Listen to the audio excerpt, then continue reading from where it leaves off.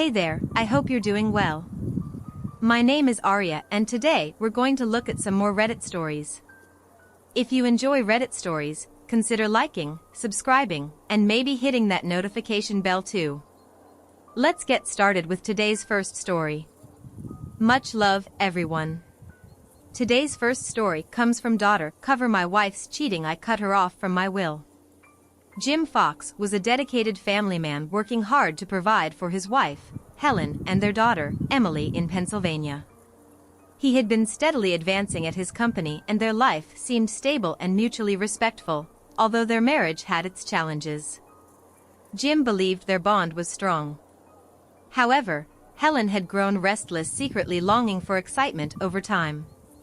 Helen's dissatisfaction deepened, leading her to seek attention outside their marriage.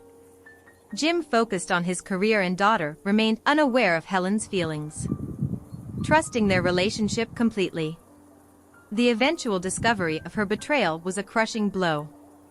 One morning Jim woke up feeling uneasy. After a restless night, he had seen Emily's boyfriend with another girl at the mall and they were kissing. Jim knew telling Emily would hurt her, especially with a crucial volleyball match approaching, so he decided to wait until after the game. Later, Jim was called into a meeting with his boss and introduced to Ralph Jenkins, the previous owner of a newly acquired plant in Daytona Beach.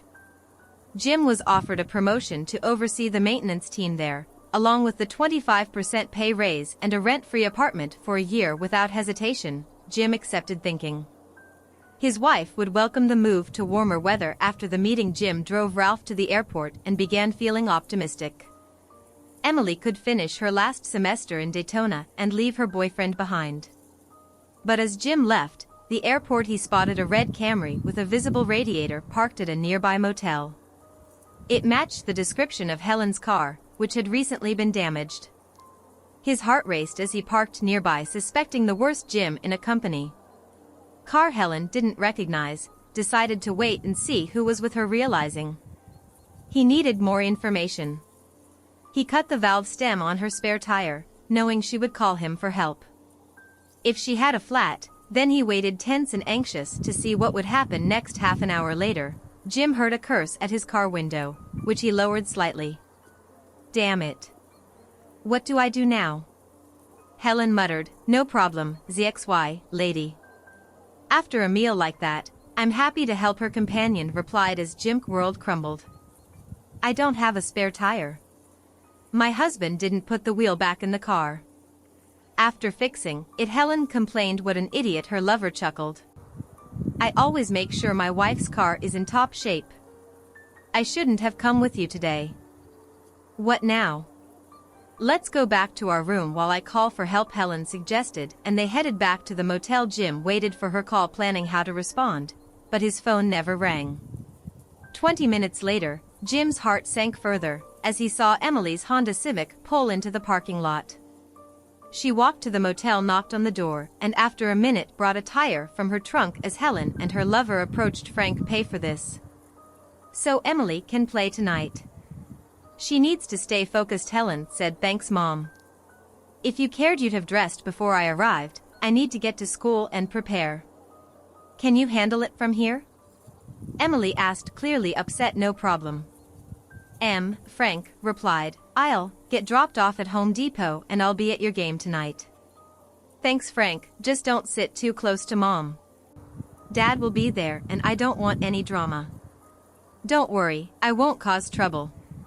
Frank laughed. "Your dad won't even notice." "What's going on, Frank? Don't talk about Jim like that. He's my husband and Emily's father. He deserves respect," Helen interjected. Emily shot back, "Respect after what you're doing? I just want to finish school and get out of this mess. I told you, I love your father and there won't be a divorce. Wet grow old together," Helen insisted. "You're delusional. The dad won't tolerate this forever and Frank isn't worth it. You're just using each other while you can," Emily retorted. "Dad has put just as much effort into this marriage. Your father, heck, not like that. Heck, a good husband and father." Helen laughed. Emily nodded toward Frank. "Frank's a good guy, huh? Yet he's cheating on his wife with you. If he cared about his family, he wouldn't be here." "Enough, Emily. This isn't up for debate. get to school and focus, Frank, and I will be at your game. Doesn't make me feel any better. Emily muttered, just keep him away from Dad. Frank may underestimate him, but Dad's not a pushover.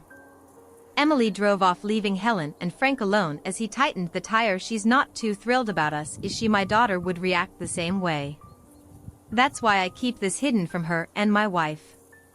Emily knows what's happening and is keeping quiet to avoid a divorce, Helen reassured him. Jim sat in the back seat of the company car, disoriented long after Helen had driven away. Discovering her affair was painful, but learning that Emily knew and accepted it devastated him.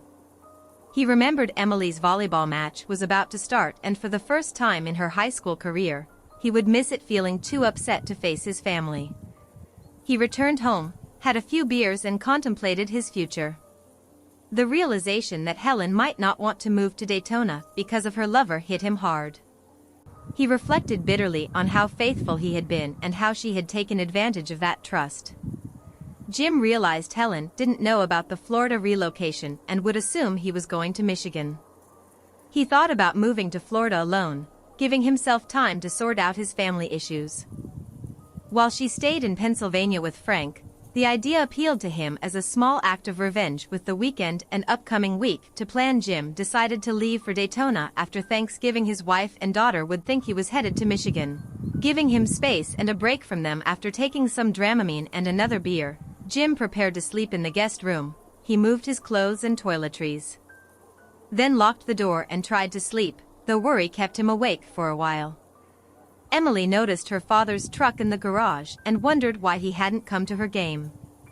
Helen, surprised by the empty beer cans, went to check on him, but couldn't find him in the usual places. They eventually found Jim asleep in the guest room, unresponsive to their attempts to wake him. He must have been drinking, Emily guessed, puzzled by his behavior and his absence at her game. Weck. Ask him in the morning, Helen suggested, noting that he sometimes slept elsewhere to avoid spreading illness. She urged Emily not to be too hard on him. Helen mentioned that Frank thought Emily played well and could get a scholarship, which irritated Emily. I don't care what Frank thinks, Emily snapped. Heck, a cheating idiot and I'd be happy.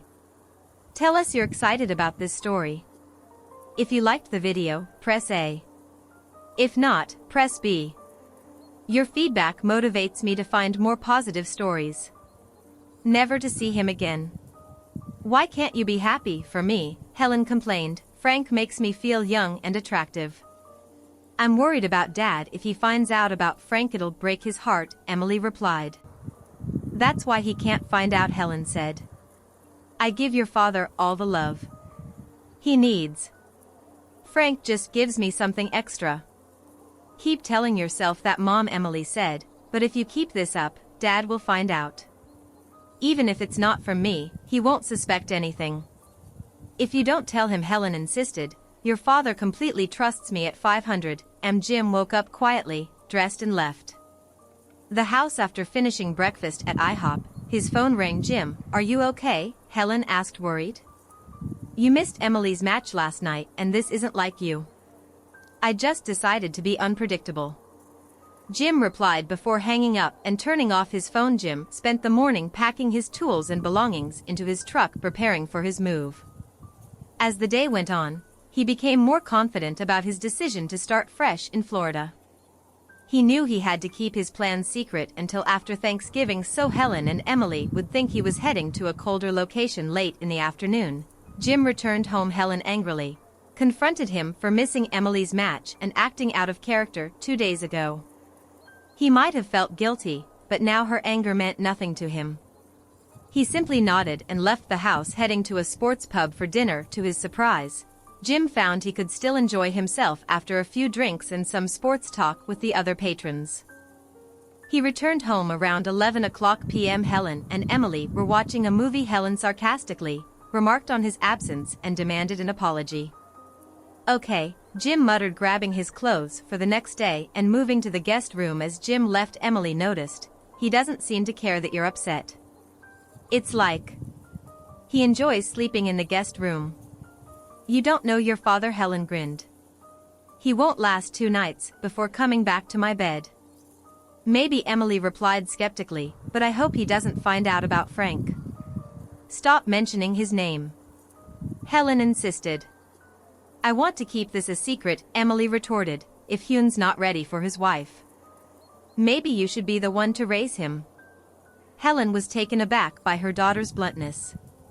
Emily had agreed to keep Frank a secret to avoid her parents' divorce, but her disrespect was growing. Helen struggled to balance being a good mother and lover. Knowing her daughter was aware of her affair, Helen also wondered what had changed in Jim over the past 2 days.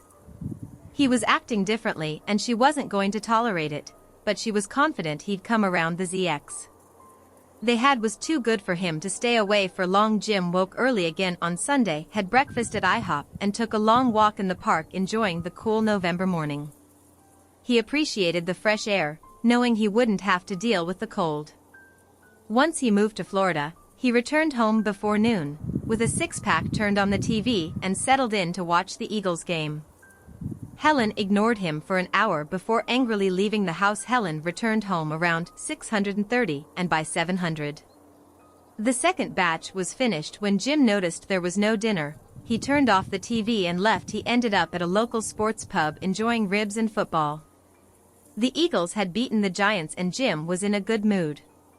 Looking forward to Thanksgiving Day when they'd play the Cowboys. Dad's been acting strange lately, don't you think? Emily asked her mother. He usually watches the game on Sundays. Did you two fight? We barely spoke, Helen replied. I told him he needed to apologize for missing your match and drinking too much before he could sleep in my bed again. I also told him I would cook for him until his attitude changed. He'll miss my cooking and love and he'll apologize soon. When Jim got home, the football game had become one-sided, so he left the bar early. He walked past Helen and Emily and went straight to the guest room. Helen felt a tension she hadn't expected over the next 3 days. Jim stayed silent, showing no intention of apologizing. His defiance unsettled her. On Tuesday, Helen met Frank at the motel and had another flat tire, making her suspect the flats weren't a coincidence. She decided not to return to the motel again. Fortunately, she had the spare tire fixed on Monday and Frank replaced it. Meanwhile, Jim spent Monday packing his belongings, preparing for his move. He carefully arranged his clothes to make it look like he hadn't packed much, wondering if Helen would notice. He didn't take any cold weather gear on Monday and Tuesday afternoons. Jim waited at Home Depot for his wife to leave work on Monday. She went grocery shopping afterwards. So Jim parked at his new favorite bar for dinner. And Monday night, football. Is Dad coming home today? Emily asked her mother, who knows Helen sigh. He's not talking to me and is still sleeping in the guest room. I don't know what's gotten into him. Could he have found out? What's going on? Emily asked. You told him he couldn't sleep with you and wouldn't cook for him. So why would he come home? Maybe you should forgive him and cook him a nice meal tomorrow night? I can't. I'm meeting Frank. You'll have to eat leftovers. I'll be home later. You're prioritizing Frank over Dad. Emily pointed out. Frank's winning this game. At least Frank treats me with respect and doesn't get drunk or hang up on me, Helen retorted.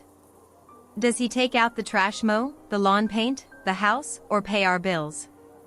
Emily asked pointedly. Of course not, Helen snapped. Frank just gets into bed with you, Emily responded. Dad does all the hard work and you think Frank's the best because he flatters you. You expect so much from Dad, but give what he deserves to Frank. That's not fair, Helen angered said. I'm your mother, show some respect, and Dad expects your respect and loyalty, but he's not getting it. Emily argued. Respect has to be earned, not demanded. That evening, Emily stopped Jim as he walked through the living room. Our district championship game is tomorrow at 4. Can you make it? I'll check my schedule. Jim replied, vaguely before heading upstairs. I think he's mad at me, too. Emily said. I haven't done anything, but he doesn't seem to care. He's in a weird mood. Helen tried to comfort her. Hyun's upset about something but doesn't know how to express it. He'll come to your game tomorrow. Look, his truck is in the garage. The next evening, when Jim didn't show up at her match, Emily was in tears. He didn't want to come. Why is he mad at me? That's a good question. Helen said. Sadly, let's find out. What's going on? Helen returned home around 6:30 and by 7:00, another empty six-pack was on the counter, with no sign of JY. It's only 800, Helen said, worried. He can already be in bed once again. They found Jim in a deep sleep in the guest room, unable to wake him, frustrated. They retreated to the living room. Tomorrow's Thanksgiving, will you let Dad eat with us? Emily asked. Of course, Helen replied. His parents and mine will be here. This is his home and I won't keep him away. Hopefully he'll be in a better mood by then. I invited everyone for 4. Who did you invite, Mom? Please tell me it's not Frank. Frank and his wife are coming. I think he and Jim will get along. They both like football and hunting, Helen reasoned. But one of the things they share is you, Emily pointed out. This is a terrible idea. I just think they'll get along. Jim needs more friends, Helen insisted. You're out of your mind. This won't end well, Emily argued. Weck, see, Helen replied. Confidently, Jim woke early on Thanksgiving and went to a small cafe for breakfast. He returned home around 9:00 a.m., greeted by the smells of turkey and pie dinners at noon. Helen announced, our folks will be here soon, want something to drink. Jim shook his head, sat in the living room and turned on the TV, uninterested in Helen's attempts at peace. He greeted her parents politely when they arrived, as well as his own parents. A few minutes later during dinner, Jim made an announcement. I'm being transferred to another plant. I leave tomorrow and it could last until spring or longer. Helen was shocked. Why hadn't he mentioned this before? She knew she wouldn't want Tove moved to Michigan, and this might explain his recent behavior. This is surprising, Helen's mother commented. Helen didn't mention it. Will she join you? I'll go alone, Jim replied. It wouldn't be fair to make Emily change schools or for Helen to leave her job. I'll manage on my own. For a few months, the grandparents started discussing Michigan's weather, while Helen and Emily exchanged concerned glances, thinking Jim was upset about leaving his family. After dinner, Jim, his father and Helen's father watched the Eagles game, disappointed by their team's poor performance. They were half watching the pre-game show for the next game when the doorbell rang. Jim didn't pay attention until Helen introduced a couple in the hallway. This is Nancy and her husband, Frank, she said, naming everyone in the room with Jim last. Frank, grinning, walked up to Jim wearing a Dallas Cowboy sweater. Hello, Jimmy, I've heard a lot about you, Frank said, extending his hand. Jim, who had held everything in, snapped without warning. He kicked Frank hard between the legs, then kneed him in the face, knocking him to the floor with a broken nose. Everyone froze in shock. Nancy screamed and rushed to Frank, while Helen vomited in the bathroom and Emily grabbed ice and a washcloth to help, stunned by his own actions. Jim grabbed his coat and left the house. He drove south on Highway 81, stopping only when he reached Hillsville, Virginia, where he rented a room and quickly fell asleep. The next morning, Jim turned on his phone to find it full of messages, which didn't surprise him. After listening to a few, he deleted them all, ignoring the calls from his mother, Helen, and Emily demanding to know where he was. Jim decided to stick to his plan and continued driving south on Highway 77. As Jim drove, he kept replaying the previous day's events. Frank had it coming, but what would the consequences be? Would he get arrested, lose his job before reaching Daytona, or face divorce?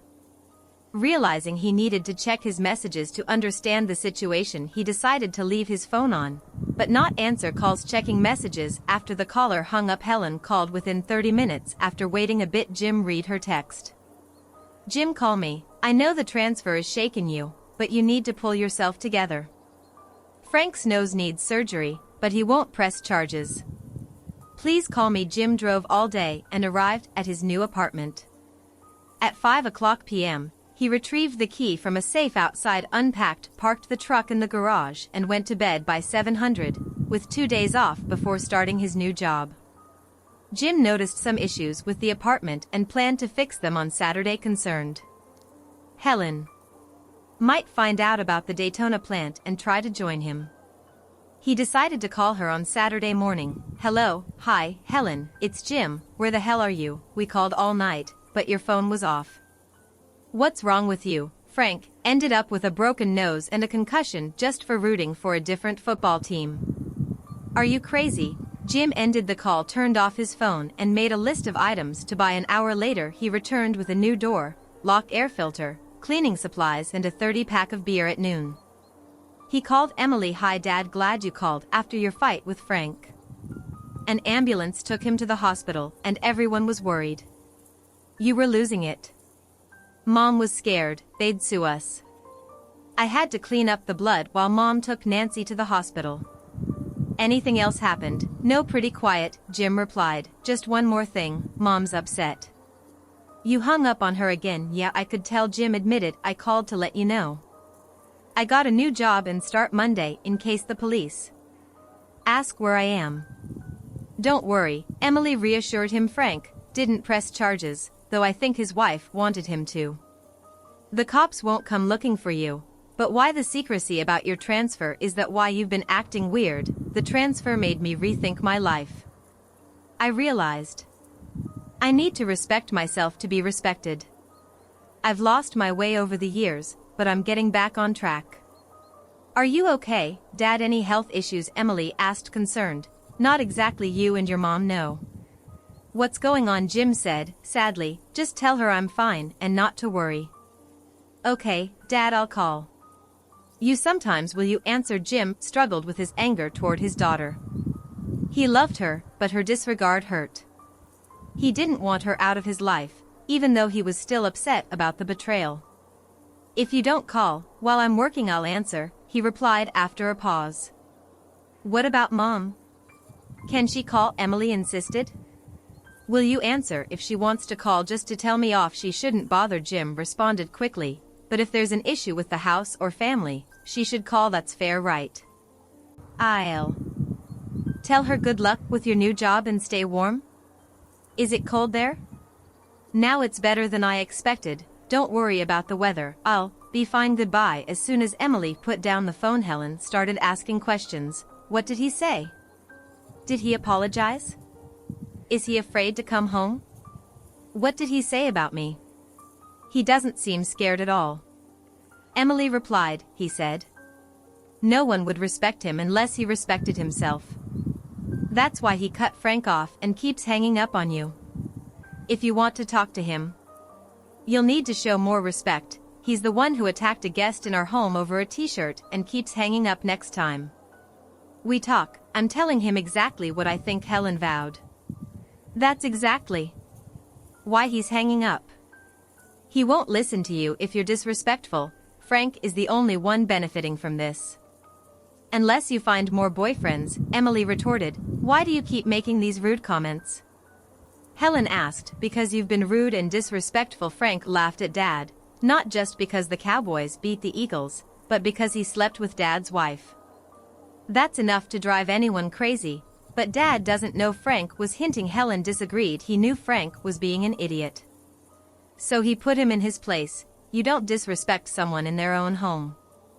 Any man would be angry, even if he didn't know his wife was cheating," Helen argued. "I'm done with this talk. You live under my roof and you will show me respect on Wednesday evening." Jim was by the pool when his phone rang. He saw it was Helen and let it go to voicemail. Later he checked the message. "Jim, I know you're screening my calls. Please call me back. We need to make decisions about the house. Who'll shovel the driveway? Should we sign a fuel oil delivery contract? Which company to use? Please call." Hearing no hostility, Jim decided to call Helen back. She had important questions and he didn't want her or Emily to face any issues. "Thanks for calling, Jim," Helen said calmly. "I'm worried about the things you usually handle around the house. Now that it's snowing. What should I do?" "I'll make a list and email it to you," Jim promised. "I should have thought of that." Helen then asked, "Are you coming home for Christmas? Mom and Dad invited us for dinner, and your parents want to see us on Christmas Eve. It's awkward telling them you're not responding to their calls." "I don't know my schedule yet. If possible, I'll come home." "You can tell them that, but they need to be polite if they want me to answer their calls. Every message I get, even from my mom, is hostile, and I don't need that." Jim insisted. "I'll tell them. but I'm not sure it'll help they weren't happy about how you treated Frank or that you left afterward. Helen replied cautiously. So there's no point in me coming for Christmas, is there? I'm not showing up just to be treated like the bad guy? If they want me there, because they like my company, that's different. Jim said you can still come home. Helen said, surprising Jim with tears in her voice. Emily, and I would love to see you. Will try not to make any dumb comments. Do you miss making love to me? Jim didn't want to be physical engaged with Helen anymore after hearing her with Frank, but he replied carefully. I've always enjoyed making love. Every time was special to me. He didn't mention that it was because he didn't realize he was getting Frank's leftovers. I agree. Helen cried, you're the best lover in the world and I miss you. Please come home for Christmas. Let's see if you can join us for the week. I'll check. They don't usually give time off on short notice, especially that week, but I'll let you know. Jim promised. I'll also email you the list of things to handle for winter. Helen smiled after hanging up. Is he really the world's best lover? Emily asked. Frank might not like hearing that he thinks he's number one. I've told you to be careful when talking about Frank. Your father is actually better than Frank, so that wasn't a lie. Frank is more fun, but not better. When Frank hears that, he'll be pleased. His wife thinks he's better than her other boyfriend friends. What husband wouldn't be proud of that? Emily noticed her mother, leaving the room in tears. Jim enjoyed his new life, swimming daily, getting more tanned and feeling comfortable. He was confident in his ability to manage the plant's equipment. What surprised him was the number of single women, widows and divorces in his condo, all of whom seemed to enjoy his company once they learned he could fix things.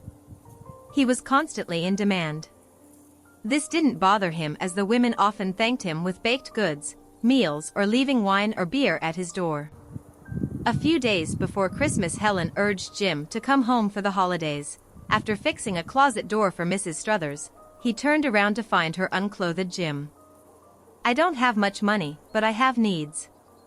Will you make love to me? She asked. Jim hesitated.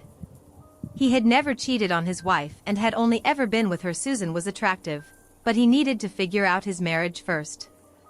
I need to sort out my marriage after Christmas. I'll know more. I've never cheated, but that might change soon. I'll let you know. I understand, Susan said, covering herself.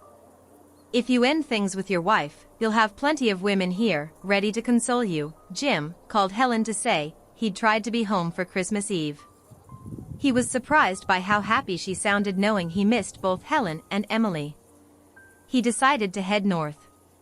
He planned to drive halfway on the first day, shop on the second, and arrive home before Christmas Eve. When Jim reached his street at 900 a.m., he saw several cars parked in his driveway. Recognizing a few, Helen was hosting her usual holiday gathering for her Home Depot friends. As he approached the door, he saw Frank in the kitchen. Anger flared, but Jim didn't want to ruin the holiday mood. He decided to enter through the basement and wait until Frank left. After dozing on an old sofa, Jim woke up 2 hours later, hearing nothing from upstairs. He peeked outside and saw only one car left. Curious, he went to the front door and saw Helen and Frank in the kitchen. Frank kissed her and touched her bosom, reigniting Jim's anger. He resisted the urge to attack, knowing he couldn't get away with it again. Instead, he planned to sneak upstairs, take pictures, and then leave for Florida. Jim entered the house, climbed the stairs quietly, and hid in the guest room. He turned off the lights and waited. Helen eventually went to the master bedroom and Jim heard the shower turn on. He guessed she was preparing for Frank. Jim turned off the hallway light and waited in the darkness, knowing Frank would be visible in the dim light from the street. When Frank was almost at the top of the stairs, Jim kicked him in the jaw, sending him tumbling down like a bobsledder. Frank landed at the bottom motionless. The water was still running and Helen hadn't heard anything. As Jim's anger faded, he realized that if Frank was dead, he was in serious trouble. Jim hurried down the stairs, stepped over Frank's body, and left the house 2 hours later. He was already 100 miles away and decided to keep driving before stopping at a cheap motel just before dawn, paying in cash after a 4-hour rest. He continued south, reflecting on his situation. He had attacked Frank and, depending on whether Frank survived, this could become serious. Jim realized. He needed to stay away from both Frank and Helen to avoid ending up in prison. They weren't worth it despite everything. Jim admitted to himself that being without Helen made him feel lonely. She and Emily had been his world, but they betrayed him and he knew he needed to move on. Around noon his phone rang, but seeing it was his parents' number, he let it go to voicemail. He wasn't ready to explain why he missed Christmas received dinner or why he attacked Frank again. Half an hour later, Jim gathered the courage to listen to the message. Jim, it's your father. Call us when you get this. Something serious happened at your house, but Helen and Emily are fine. Jim called back immediately. What happened? He asked when his father answered. Son, it's Frank. He was at your house again last night. He fell down the stairs and was seriously injured, broken jaw, arm, ribs, and another concussion. His wife found out. He was with Helen and got there before the ambulance did. She was furious, tried to attack Helen and even tried to throw Frank off the gurney. It was a mess. Jim's father continued after Thanksgiving. We thought you overreacted, but now we see why you did what you did. Your mother and I are proud of you. You showed more restraint than I would have. Thanks, Dad, Jim replied, relieved. How's Emily? Was she home during all this?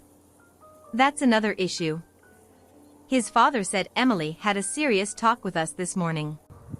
She spent the night at a friend's, but she admitted she knew Helen was cheating.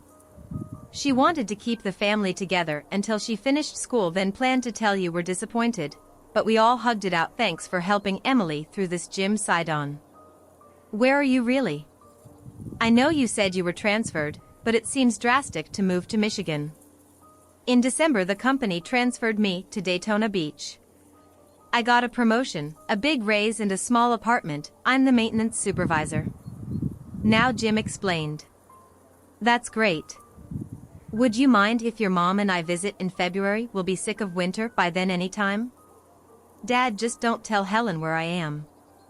I don't want to deal with her now. Understood, Jim, but you should talk to Emily. She's pretty down about all this. She thinks you knew about the affair because you've been so cold to them. Did you know she knew? I need to go, Dad. We'll talk more later. Thanks for your support. Love, you both, Jim said, ending the call. Jim returned to his apartment at dusk. On Christmas Eve, feeling depressed about spending his first Christmas alone, he turned on the TV, opened a beer and sat on the couch to zone out as he was deep in thought. The doorbell rang. I saw your light and came to wish you a Merry Christmas. Susan Struther said it's not good to be alone. On Christmas, your return tells me you haven't made peace with your wife. That's a fair guess. Jim agreed. Her boyfriend was going to sleep in my bed. I hate crowds unless it's a couple of women. What about just one woman? Susan asked, stepping closer. I might make you move a bit, but I don't think you mind. Jim thought about Susan's offer before accepting. I'd really like that. I should warn you, though I haven't had sex in a long time, so I might not be very good. Otherwise my wife wouldn't have looked elsewhere. I doubt you're the problem. Susan replied, a man as kind and thoughtful as you is bound to be great in bed. Do you have rubbers? No, I haven't used them in 20 years, Jim admitted, realizing he had a lot to learn about dating. Your partners will appreciate it if you do. It's a smart, responsible choice. Susan assured him. Jim had a memorable Christmas Eve and his anger toward Helen and Emily started to fade, replaced by happy memories that boosted his self-esteem. Though the pain from their betrayal lingered, he began to move on. Susan helped him see that life was still worth living. Susan left early Christmas morning to avoid gossip, but they agreed to meet at the pool later that evening. They shared a home-cooked meal and more closeness. Jim returned to his apartment by 9:00 p.m. aware that others might have noticed his visits to Susan's place. A few minutes after he got home his phone rang. Dad, you didn't come home for Christmas. I don't blame you. Mom's a mess and I feel awful too. I'm sorry for what we did. I knew it was wrong, but wanted you two to stay together until I finished school. It's in the past, Jim said, but I won't lie. You both hurt me deeply. I never knew your mom was so unhappy and I didn't expect you to help her hide it. I'm trying to get through this, but it's tough. The strange thing is Mom's not unhappy with you. She says you're a good husband, father, and lover. She just wanted to try something different and regrets it now. Did you know about her and Frank on Thanksgiving? Yes, and I should have handled it better, but Frank pushed me too far with his disrespect. I get it. I saw Frank's grin and knew he was gloating. Mom said it was about the cowboy shirt, but I knew better. Did you miss my last 2 matches because you were upset with me? Yes, I'm sorry, but when Frank said he'd be there, I knew I couldn't go without causing a scene. Did you hear Frank that day when I brought the spare tire? You cut the valve stem? Didn't you? You wanted Mom to call you for help, but instead I got involved. I'm really sorry, Dad. I was selfish and stupid, and now I'm paying for it. Don't blame yourself. I should have confronted your mother right then, but I was too angry. I might have done something I'd regret. I doubt it, Dad. You're not the type to hurt Mom, but Frank's a different story. Grandpa told me Frank fell down our stairs last night. He's pretty banged up, but we recover. By the way, I found the laptop you left me for Thanksgiving in the basement. Thank you so much. I'll use it a lot, especially for college next year. I'm glad you liked it, Jim said, realizing he'd forgotten about the gifts he left. Did you find the one for your mother, or she cried when she saw the pearls? It made her feel even worse about how she treated you. It's funny. I didn't see the gifts until a few days before Christmas, when I was looking for new tree lights. Thank you for being such a good father. I'm starting to appreciate you more. Don't be upset. When I was your age, I thought my parents were clueless, but they got a lot smarter over the years. Jim chuckled. I just want you to be happy and live a good life. Don't worry about me. I love you, Dad. Maybe I'll visit you this winter.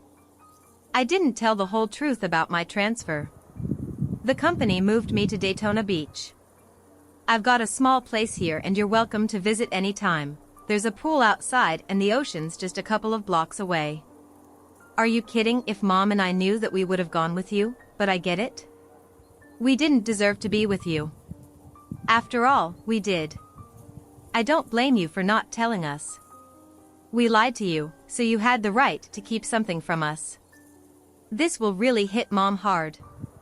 You don't have to tell her, but it's not a secret anymore. I'll email her my address, so we can sort out the divorce without me having to go back. I was afraid to ask, are you divorcing, Mom? I get it, and I don't blame you. I warned her about Frank, but she thought you'd never find out. I wish things had turned out differently. Good night, Dad. I'll try to visit. Great. Good night and Merry Christmas. Emily had just put her phone away when her mother entered the room. Did I hear right that your father isn't in Michigan? Where is he and why did he lie to us? He's at his company's new plant in Daytona Beach, Emily replied. He didn't lie. He said he was being transferred.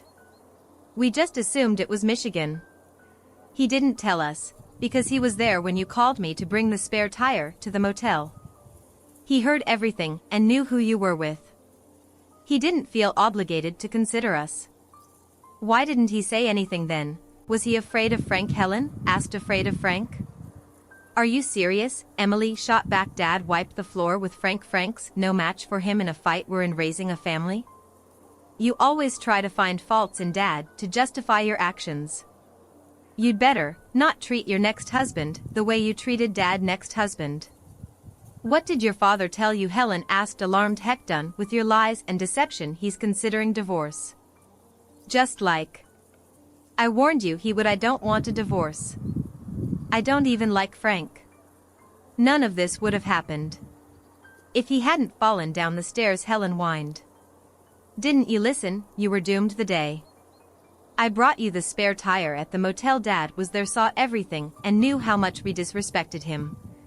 He knows you lied, cheated, and by Thanksgiving you were already a divorced woman. In his eyes, Frank isn't to blame. You are. Maybe now that Frank's wife is divorcing him, you two can be together, Emily suggested. Shugust. I don't want Frank. I want Jim back, Helen sobbed. The next day was even worse for Helen. Emily called her father to explain the latest issue. Mom got a letter from the health department Frank has an STD and now Mom has to get tested and inform everyone. She's been with you on her list and you'll get a letter soon. Wow. I should have seen this coming. I'll make an appointment today. Thanks for telling me right away. I appreciate you looking out for me. I was lost for a while, but I'm back on track. Take care, Dad. Jim immediately arranged for a checkup and was relieved that Susan had been careful enough to prevent the spread of anything Helen might have passed on his way home. He bought a variety of rubbers and filled a bowl with them, placing it on his bedside table. He vowed never to risk spreading a preventable disease as time passed. Jim got his test results and was pleased to learn he was healthy. His free time was filled with requests from the women in his condo to help with various tasks. He became more popular, and one evening Susan admitted she had mentioned his skills to a couple of women. Word spread and Jim found himself regularly refilling his rubber bowl.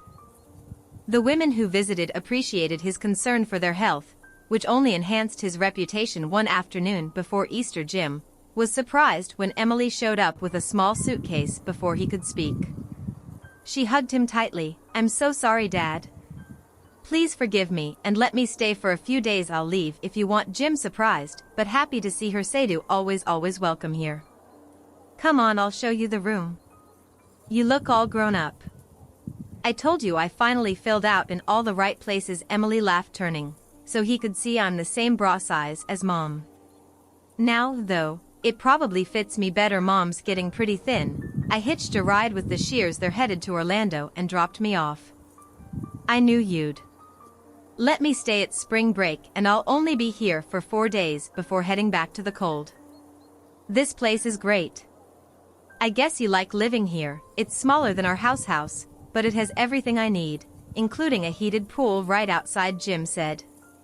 As Emily looked around, looks like you're getting everything you need. Emily laughed, spotting the dish of rubbers in his bedroom. Good for you, Dad. You deserve some happiness after everything. I won't bother you. I'll just relax by the pool while you're at work. I haven't seen the sun in ages. Tomorrow evening, we'll go out to dinner. Jim said, there are some great places here, ribs, steak, seafood, you name it. I'll take you to a spot where the guys from work hang out. They can see how gorgeous my daughter is. The next evening, Jim and Emily sat at the rib joint and had a great time. Why did you forgive me, Dad? I don't know if I would have. If I were you, it was a huge mistake to help Mom with her infidelity. I hate myself for it, and I'm truly sorry, Jim replied. I'm much happier with you around than without you. In that sense, I'm selfish. It makes me happy, and now it's become one of my life's goals. I'm glad you feel that way. I hope you're always happy. I'm here, Emily said sincerely. We were always close, and I hated myself when I realized I pushed you away. Do you think you'll ever forgive Mom? She's not doing well without you. She's lost weight and rarely goes out. When rumors spread that Frank had an STD and that his partners needed testing, half the store employees were terrified. Frank seems to have gotten it from a new cashier, infecting a lot of people. Mom was the only manager on the list, which was awkward for her. Your mother and I agreed to be partners. Partners should be honest with each other. They need to trust each other. Jim admitted, I don't trust her anymore. I understand, especially after meeting your herm at the pool. Today it was awkward having so many women ask me about you from the way they talked. I knew at least 4 were sleeping with you. My dad owns a condo. Emily smirked seriously. They all think you're a sensitive, honest, attractive man who's pretty good in bed. I'm not sure about that. I have a few friends who visit now and then. I don't think they see me as anything special. It's more like I'm just available, Jim said modestly. Mom made a huge mistake. Emily said, can I come here after I finish school and look for a summer job? I'm thinking about going to college nearby. Can I stay with you? Can I spend weekends and holidays with you? It's too far to commute to work, and Mom and I don't get along anymore. We're not close. Her betrayal hurt me more than I realized at the time. Jim eagerly agreed to Emily's request. He felt much happier spending time with his only child. He enjoyed watching her grow into a woman. They spoke several times a week after she returned from spring break. She insisted he not attend her graduation, but he promised to go to Florida. The next day, on Sunday afternoon, Jim opened the door to greet Emily. When he saw Helen, he was stunned, unable to think or move for what felt like minutes, though it was only 10 or 15 seconds. He regained some composure. "Come on in, Helen. Can I get you a drink?" Jim asked automatically, trying to figure out why she was at his door. "Thanks, Jim." "That would be great," Helen said. Jim followed them into the kitchen, poured them some iced tea and sat down as Helen took her seat. On the other side of the table, "I came to pick up Emily. She told me she's living here with you. I've changed jobs and moved to Dayton. We need to figure out what to do with the house." Helen explained, "You never filed for divorce and we haven't spoken. So I'm not sure what you want to do." "What made you decide to move here?" Jim asked, surprised. "So what do you think will happen?"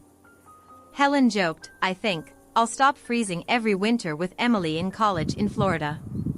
I have nothing to do there but gossip." "I'm not sure what Emily told you, but your parents don't talk to me and mine aren't any better. I've let down a lot of people, including myself, but mostly you," Helen admitted.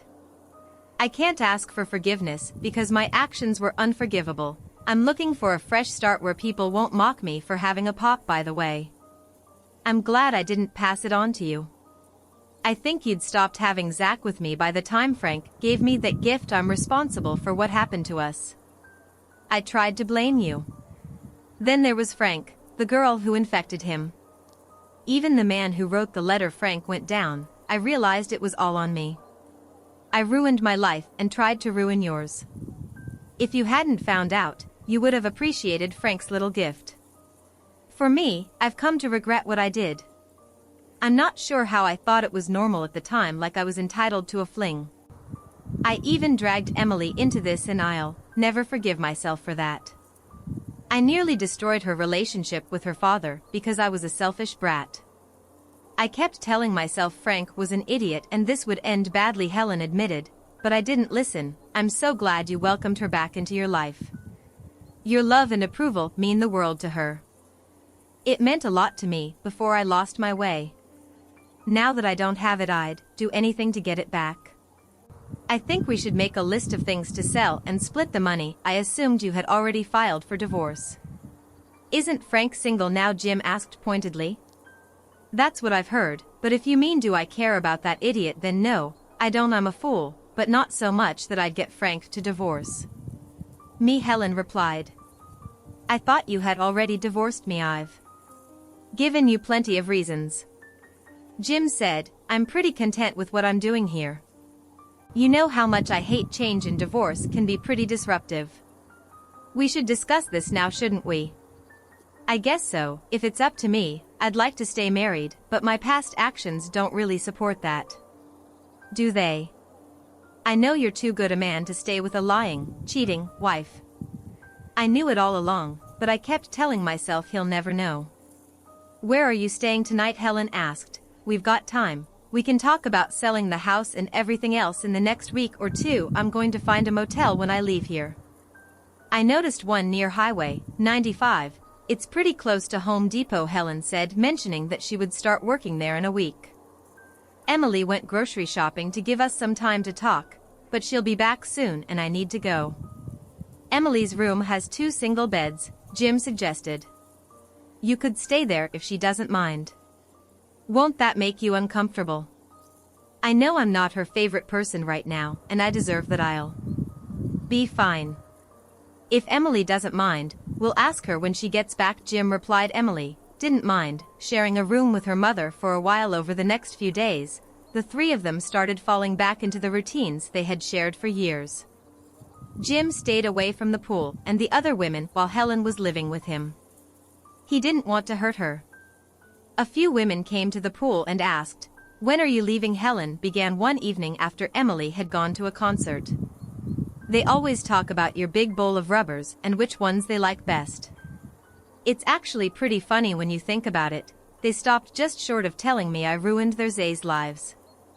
Have you really pleased for women, Jim? I'm impressed too bad. I didn't make an impression on you before I met Frank, Helen added. Jim lost his temper. I'm not going to apologize for making these women happy. None of them are married, and they know I'm not looking for commitments. I try to give them as much pleasure as I can, and they enjoy it. How about some fun with me? Helen asked, no strings attached. I feel like I owe you for taking such good care of me. After what I did to you, Jim insisted. He wasn't the same guy. She remembered I'm more demanding and assertive. Now I tell these women what I want and they seem to like it. I never let them stay more than one night, so stay with me for one night. I can handle whatever you want to do. It will make me feel better about what I did and I'll do my best to make you feel even better, Helen promised. Jim thought about her words for a few minutes before making a decision. 10 minutes later they were unclothed on his bed. My God, Helen gasped, trying to catch her breath. That was amazing. You've learned some new tricks, thanks. Jim. Helen was moving her clothes from Jim's room to Emily's when she heard Emily's voice. You two are loud enough. I'm glad you're done so. I can get some sleep. Helen stayed with Emily and Jim during the summer. She slept on Emily's second bed and visited Jim. Often she frequently told Jim he was the only man she'd ever be with. Jim just nodded in agreement. After the first night, Jim noticed Helen often counting the rubbers in the bowl. He realized she was trying to give him everything she had, keeping him from being with the other women in the building. Helen didn't like that. Her shift ended at 10 p.m. and Jim came home at 500 at least twice a week. She would come home to find fresh sheets on his bed and a couple of rubbers missing since she had to leave for work at 2 p.m. She spent most of her mornings by the pool. The other women weren't mean to her. It was clear they all knew her marriage was on the brink and that she had caused the damage by cheating. Helen knew that when one of the women made a comment or asked a question, it was a hint. Helen, did you pick out the new blue bedding for Jim's room? Susan Struthers asked one morning. It goes nicely with the curtains and carpet, doesn't it? Yes, Monica Barron, it's a lovely masculine color and Jim is a very masculine man. Helen replied. Jim, you don't want these women in your bed. Helen complained. That night I'll give you as much sex as you want. Aren't I enough for you? Exactly, Jim replied. I won't see any of these women again, then. Why are there 2 rubbers missing from the bowl today? How does everyone know the color of your bedding? Helen asked. I honestly have no idea, Jim said, with a smile. I'm going to turn this one over to you. What do you make of this situation? Share your thoughts in the comments below. And as always, a huge thank you from the bottom of my heart for getting involved in today's stories. Your love, support, and time mean the world to me. So, thank you so much for being part of this. I really appreciate your time. I'll see you in the next one. Take care and much love.